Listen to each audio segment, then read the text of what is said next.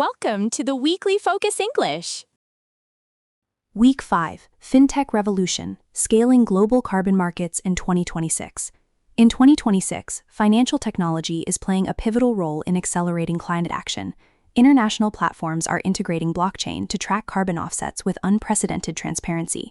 By verifying genuine emission reductions, this digital approach channels vital investments into renewable energy projects, empowers developing economies, and fosters a standardized global carbon market.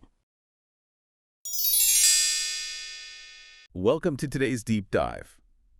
So, you know when you hand cash to a cashier, you get a receipt, right? Yeah, it's your proof of purchase. Exactly. You bought the apple, so you own the apple. But for years, when massive corporations bought carbon offsets, which is basically them paying to erase their pollution footprint, that receipt was, well, it was basically written in invisible ink on a napkin. A very expensive napkin, I might add. I mean, you just kind of had to trust that the trees were actually planted somewhere. Or that the factory emissions were truly being reduced, yeah. Exactly. It was all based on trust. Which brings us to our source for today. We're looking at a text called FinTech Revolution, Scaling Global Carbon Markets in 2026. And the mission here is to unpack how financial technology is, completely reshaping global carbon markets. Yeah, it argues that we are finally replacing that invisible ink with mathematical proof. It's a fundamental shift in how we approach environmental accountability. Right. So let's decode some of the buzzwords here and get right into the core innovation. The text talks about international platforms integrating distributed ledger technology to track these offsets. Which is huge, because it acts like an unforgeable digital receipt for the planet. But since we all know the basics of blockchain at this point, the real question I have is, does this finally solve the old anxiety of whether an offset actually did any good? I mean, a ledger doesn't actually know if a tree was planted, right? Right, the oracle problem. The blockchain itself is completely blind to the physical world. Exactly. It just records data. Yeah, so what FinTech Revolution highlights is the integration of real-world sensors directly into smart contracts. It's unprecedented transparency. Wait, like what kind of sensors? Well, we're talking about satellite imagery continuously scanning a forest canopy, or, IoT devices plugged directly into the output meters of a wind farm. Oh, wow.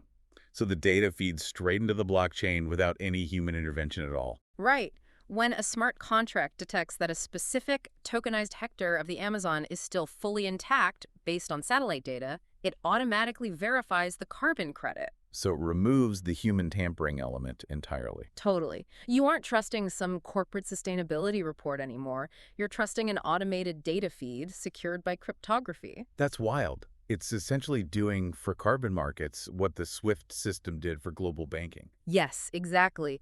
It replaces this chaotic, opaque web of individual trust agreements with one universal, verifiable language. And because those emission reductions can now be genuinely trusted, that clears up a massive financial bottleneck, right? Oh, absolutely. I mean, institutional investors have been terrified of greenwashing scandals for years. Right. Nobody wants their name attached to a fake forest. Exactly. So capital has just been sitting on the sidelines. But now they can deploy millions with the confidence that their money is tied to real, mathematically verified climate action. But wait, let me push back on that for a second. Setting up that kind of infrastructure, like the IoT sensors, the satellite data integration, secure nodes, that requires massive upfront capital. It sounds like it would, yeah. So aren't we just creating a new technological barrier to entry? Usually, fintech benefits major financial hubs first. It seems like this would just keep the power concentrated in London or Tokyo and sort of box out the developing economies that actually have the natural resources. You would think so, but actually the source points out that the exact opposite is happening. Really? How so? Because these international platforms are decentralized and globally standardized, developing nations don't have to build the underlying digital infrastructure from scratch. Oh, I see. So they just plug into the existing network. Precisely. They don't need Wall Street to act as a broker anymore. A local conservation group in a developing nation can use these established platforms to tokenize their project. So by linking up with the existing satellite data, they generate the verifiable credits themselves. Yeah, and sell them directly on a global stage. The smart contracts ensure the funds bypass the traditional fee-heavy middlemen.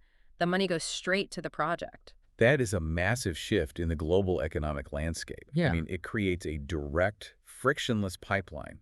of green investment right into developing economies. It levels the playing field completely. The asset isn't financial access anymore. The asset is the actual verifiable carbon reduction. Which is exactly why you, listening right now, should care about this. Yeah. You are living through the exact moment where climate action stops being just a lofty feel-good goal. Yeah, it becomes a strictly verified, globally standardized financial system. It's incredible to witness. It really is. And it leaves you with a pretty wild thought to ponder. If international platforms can now use blockchain to perfectly standardize and verify global corporate carbon offsets, Yeah. well, how long until this exact same technology is used to print a verified personal carbon receipt for every single item you buy at the grocery store?